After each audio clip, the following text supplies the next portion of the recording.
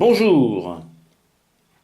Après avoir navigué, il faut encore travailler. En effet, une machine à vapeur n'est pas une machine électrique que l'on range dans sa boîte quand on a fini de l'utiliser. La première chose que je fais, c'est que, ayant utilisé la vanne coupe-gaz radiocommandée pour, comme je le disais, couper le gaz, je ferme ensuite le robinet en plus. De précaution valent mieux qu'une. Ensuite, je m'assure que la pression de service est bien tombée pour éviter tout jet de vapeur, parce que je peux vous dire que je me brûle régulièrement avec la dite vapeur. Le contrôle que je fais, vous voyez, il en restait une petite miette, c'est avec le sifflet. Le sifflet n'est pas seulement un accessoire chantant, c'est aussi un accessoire utile, puisqu'il permet justement de faire tomber la vapeur, la pression de la vapeur, alors que la machine proprement dite n'a plus assez de puissance pour continuer de tourner. Une fois que la machine est arrêtée, je vais dévisser. Alors, bien sûr, préalable, je ferme l'arrivée vapeur pour éviter tout souci supplémentaire. Hop. J'ai oublié de préciser que pour remplir ma chaudière, je surveille au niveau jusqu'où je remplis ma chaudière pour laisser ce qu'on appelle un ciel, c'est-à-dire un espace d'air où l'eau peut se transformer en vapeur. Donc quand je remplis, je m'arrête pile poil au niveau du haut du tube d'eau, de niveau d'ailleurs. Et lorsque j'ai fini de naviguer, je m'arrête lorsque je suis en bas. Lorsque vous êtes en bas du niveau d'eau, vous êtes encore au niveau du tube de chauffe, donc il y a encore de l'eau qui protège ce tube de chauffe. Tout va bien. Pour rassurer ceux qui seraient passés légèrement en dessous ce niveau en fin de navigation, il n'y a pas de danger au niveau de la chaudière, car tant que vous avez un petit peu d'eau dedans, elle ne partira pas en surchauffe, risquant d'abîmer les brasures. Donc, j'ai fermé l'huile, j'ai fermé la vapeur, j'ai fermé le gaz. Je peux même maintenant m'occuper de l'huile. En effet, comme vous le savez, le graisseur à déplacement a échangé de l'huile contre de l'eau. Je vais donc prendre une seringue. Hop. Et je vais vider. Et vous allez voir le niveau. Hop.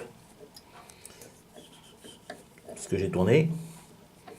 Alors normalement, jusqu'à ce que normalement apparaisse un peu d'huile. Ça veut dire qu'il en reste encore un petit peu. Donc là, visiblement, j'arrive vaguement à l'eau. Voilà. Donc ça, poubelle.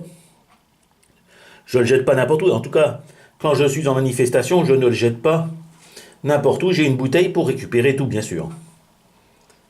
Lorsque j'ai fini de vider mon désuileur, à titre personnel, j'ai une petite pince, je donne un petit coup au moteur, mais je laisse de toute façon le moteur bien gras, ça ne gêne pas. Je vais remettre de l'huile dans le dit graisseur, et en fait, la température baissant va faire que un peu d'huile va rentrer dans le tuyau, ce qui préparera la navigation suivante. Donc je vais le faire juste après, parce que d'une main, je n'y arriverai pas. Autre point de vidange, l'avant-dernier, le désuileur. Comme vous le savez, j'ai tourné, j'ai fumé, et pour ne pas cracher d'huile dans la nature, notamment en manifestation, nous avons, entre la machine et la cheminée, le désuileur. J'ai une autre seringue, et vous allez voir que l'eau qui en sortira de ce désuileur est un peu sale. Vous voyez, regardez. Elle contient des particules d'huile. J'ai testé sur ce bateau. La machine a démarré tout de suite et n'a pas condensé. Sachez que cette vidange que je fais devant vous, je la fais aussi en début de navigation, parce que lorsque la machine est froide, la vapeur que vous injectez dedans pour démarrer se condense et j'aide la machine avec le doigt au niveau de l'hélice pour pousser l'eau condensée dans le déshuileur. Et des fois, j'atteins au moins un demi déshuileur. Ça veut dire que, 1, le déshuileur n'est pas très grand, 2, la machine consomme énormément. Le Stewart D10 est un excellent exemple de cette problématique parce qu'une machine de 20 cm3 à réchauffer demande énormément de calories, donc beaucoup de vapeur qui devient eau. Donc je vais vider mon déshuileur et lorsque le déshuileur est vidé, je vais le reboucher et ne rien toucher. Au niveau de la chaudière, moi j'applique une autre de mes règles, entre guillemets, puisque c'est toujours les mêmes que j'applique, c'est-à-dire que je garde toujours mes chaudières vides et bouchons enlevés. J'ai toujours une petite pochette plastique pour garder le bouchon. En effet, lorsque là elle est chaude, la chaudière se refroidit, elle crée des dépressions. Cette dépression, si vous gardez votre chaudière fermée, agit sur la membrane du régulateur. Et ceux qui ont pu constater sur leurs ensembles que la membrane se déformait vers l'extérieur et non pas vers l'intérieur, puisque lorsque la vapeur pousse, on pousse vers l'intérieur, enfin l'intérieur, ce que j'appelle l'intérieur du régulateur, et bien en fait, lorsque la membrane est déformée vers la sortie du régulateur, c'est tout simplement parce qu'une dépression a aspiré la membrane. Donc je vais vider la chaudière et la laisser ouverte. Il existe une autre pratique que je trouve tout à fait réaliste aussi, c'est de garder la chaudière intégralement pleine d'eau. L'avantage de cette solution, c'est que vous redémarrez plus vite, encore que, et inconvénient, vous embarquez 1 kg de plus dans la caisse de transport.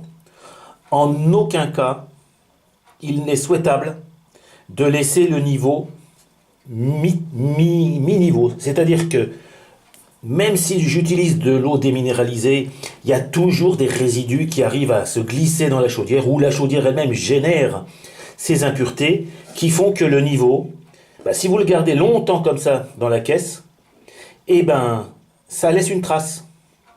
C'est dommage. Alors bien sûr, on peut dévisser ici, c'est fait pour dévisser le petit bouchon et nettoyer, mais passer son temps à nettoyer, bon, si on peut s'en passer, autant le faire. Voilà. Donc comme vous l'avez compris, bien sûr, dernier point, j'ai débranché la batterie. Donc, si je devais résumer l'arrêt machine, outre un nettoyage, mais ça c'est classique, fermez le gaz, videz le déshuileur, videz la chaudière, pour moi, et vider puis remplir le graisseur à déplacement. Voilà.